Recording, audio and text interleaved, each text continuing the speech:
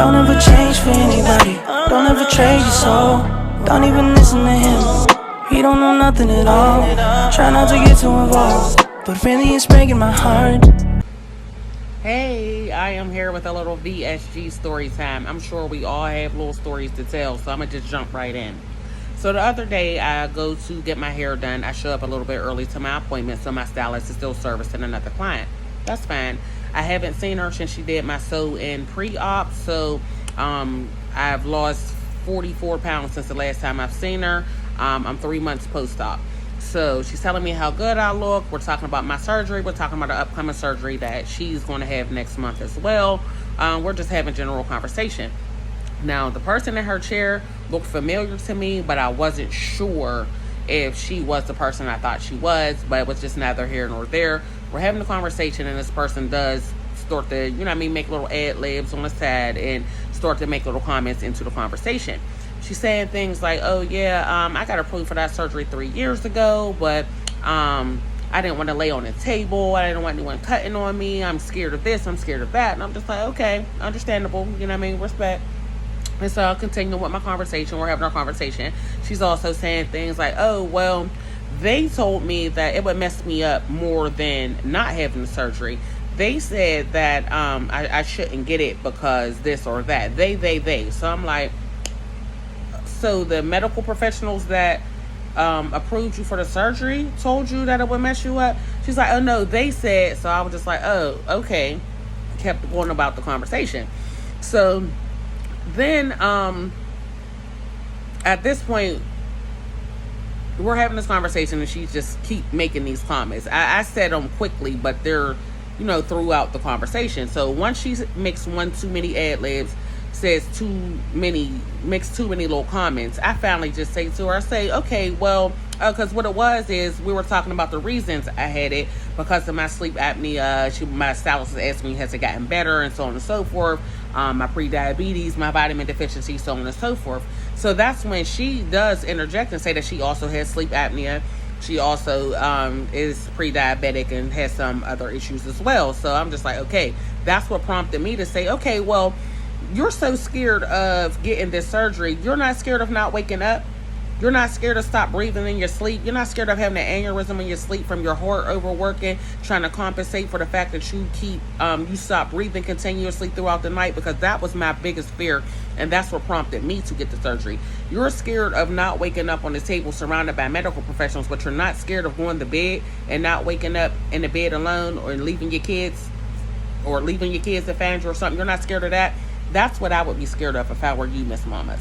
And yes, I said that to her because at this point you want to be a part of the conversation. Let's converse.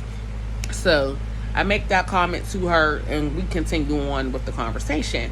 So, and let me also say, I'm making these comments, but there was the element of shade, and I couldn't understand why or figure out why, because we can converse, we can have a conversation, and I can give you the information that I have and things like that, but it's kind of like, it's the way she's like, the way my stylist said it afterwards was like nose in the air, and I was like, yes, that's the vibe it was given. It was like very much nose in the air, the way she was making these comments, which is why I reacted the way that I did. So I made that comment to her, and then we go on with our conversation, and we're talking about my surgery and her upcoming surgery, where we're talking about post-op swelling, and we're talking a lot about swelling. At this point, she's in another chair, and she shows like her legs, and they are so swollen. They're ballooned. Her legs, her calves, her ankles. And she was saying that she swelled that way because she was recently on a trip where they did like a walking of a strip. They were walking a strip in New Orleans and everything. And that's why she's so swollen. Sidebar. And again, don't get in y'all feelings because I'm a bariatric patient as well. This is not shade. This is facts.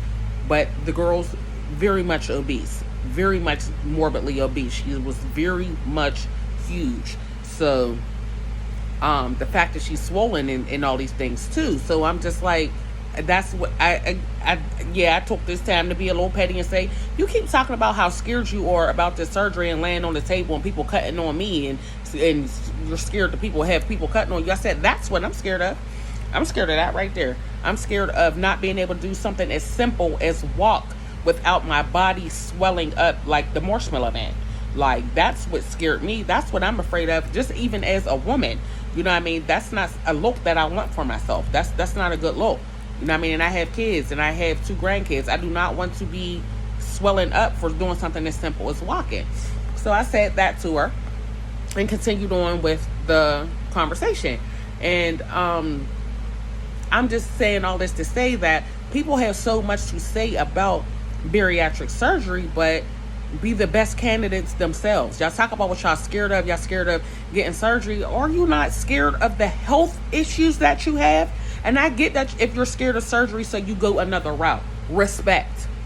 Okay? If you go another route to better your health, but surgery wasn't the route for you, respect. Okay? I respect you the same way I want you to respect me. And your decision and my decision. Okay. But you're not doing anything to better your health, but you're sitting here and you're basically criticizing me about a decision that I made. So when I get up to like, we get up to switch chairs, you know, between the dryer and the seat or whatever, and my stylist made a comment about, like, yes, girl, you look good, you lost that weight, but your butt is still big. Like, look how big your butt looks even bigger now. And you know, for the black girl, even the girlies, that's a compliment. A fat ass is a compliment. That is not an insult. So we're laughing about that or whatever.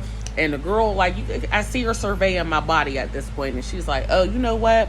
I'm going to look back into that, like, asking me, you know what I mean, where I went and my bariatric team and so on and so forth. I'm going to look back into that. Oh, so a nice body is what your motivation would be, as opposed to the fact that you just sat here and told me about all of these health issues that you have and the fact that you're sitting there swelled up right now. That's not motivation, but you see my body and now you're like, oh, I'm gonna look into that. You know what? I think I'm you know what I mean, revisit this conversation. And I'm just like, okay. I love that for you. So there's that. Now, what I will say is, after she left and my stylist said her name, it clicked to me where I knew her from.